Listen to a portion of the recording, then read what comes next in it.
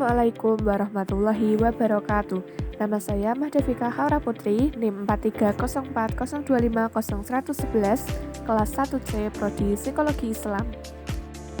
Saya akan menjelaskan sebuah artikel atau jurnal yang berjudul Tasawuf dalam Perspektif Psikologi, Harmoni Spiritual, dan Kesehatan Mental yang ditulis oleh Emma Fitria, Nurhaniah, dan Hanifatul Khafifah yang dipublikasi oleh Azmi atau Al-Hikam Journal of Multidisciplinary Islamic Education, Volume 5, Nomor 2, Tahun 2024.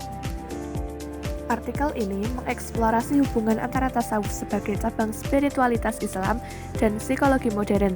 Tasawuf menawarkan pendekatan holistik melalui praktik seperti tazkiyatun nafs atau penyucian jiwa, muraqabah, dan zikir untuk mencapai keterangan jiwa dan keseimbangan batin. Pendekatan ini sejalan dengan konsep psikologi modern seperti regulasi emosi dan mindfulness yang menekankan keseimbangan emosional dan kebermaknaan hidup. Prinsip-prinsip tasawuf dapat diadaptasi dalam terapi psikologis untuk mengatasi stres, kecemasan, dan konflik batin, sehingga membuka peluang untuk integrasi yang lebih mendalam dalam menciptakan pendekatan terapi yang holistik dan berbasis nilai. Tujuan penelitian ini adalah mengeksplorasi tasawuf dalam perspektif psikologi, khususnya bagaimana ajaran tasawuf dapat berkontribusi dalam menciptakan harmoni spiritual dan kesehatan mental.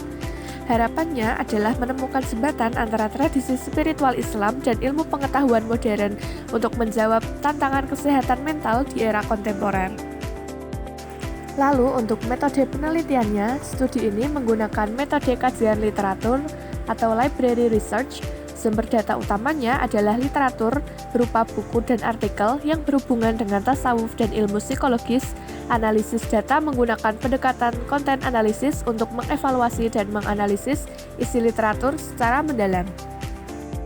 Hasil utama yang pertama adalah titik temu tasawuf dan psikologi. Keduanya memiliki titik temu yang signifikan karena sama-sama menyoroti pentingnya harmoni batin untuk mencapai kesehatan mental. Tasawuf memberikan pendekatan transendental, sementara psikologi menyediakan kerangka ilmiah. Yang kedua, keseimbangan jiwa dan tazkiyatun nafs. Keseimbangan jiwa dalam tasawuf melibatkan harmoni spiritual, emosional, dan fisik.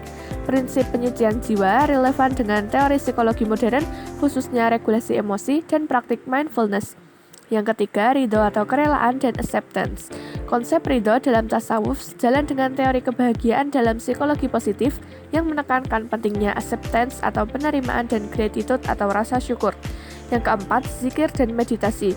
Praktik zikir dan meditasi berperan penting dalam mengurangi stres, kecemasan, dan depresi. Keduanya sejalan dengan praktik mindfulness, menurunkan hormon stres dan meningkatkan endorfin. Yang kelima, keselarasan dengan self-actualization. Terdapat keselarasan antara tasawuf, kedekatan dengan Tuhan, dan pencerahan batin melalui tazkiyatun nafs.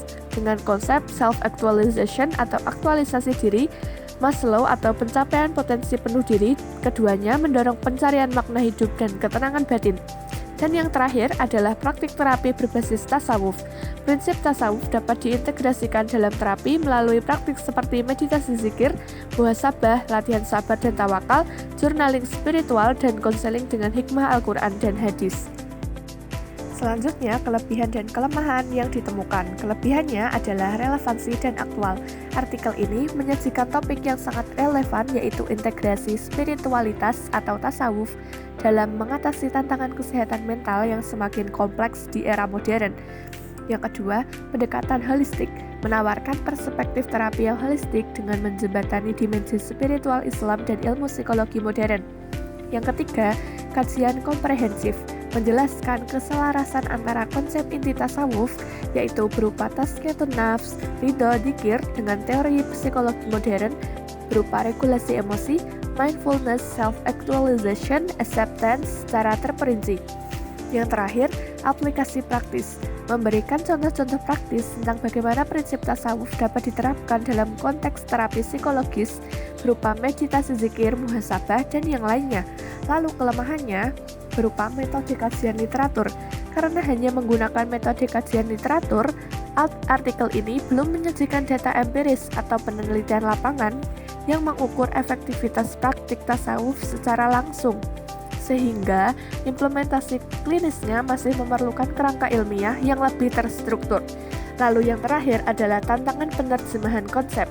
mengakui adanya tantangan besar dalam menerjemahkan konsep metafisik tasawuf berupa tazkiyatun nafs dan muraqabah ke dalam kerangka ilmiah yang dapat diukur dan diterima oleh metodologi psikologi empiris. Kesimpulan dari isi artikel adalah tasawuf memiliki relevansi yang signifikan dalam perspektif psikologi modern untuk menciptakan harmoni spiritual dan kesehatan mental. Praktik tasawuf seperti tazkiyatun nafs, muraqabah, dan zikir sejalan dengan konsep psikologi modern seperti mindfulness dan regulasi emosi, menjadikannya solusi holistik untuk mengatasi masalah kesehatan mental di era kontemporer. Namun, untuk implementasi yang lebih luas dalam bidang psikoterapi, diperlukan kerangka ilmiah yang lebih terstruktur dan studi empiris di masa depan untuk mengukur efektivitas praktik tasawuf dalam konteks seperti terapi trauma atau manajemen stres.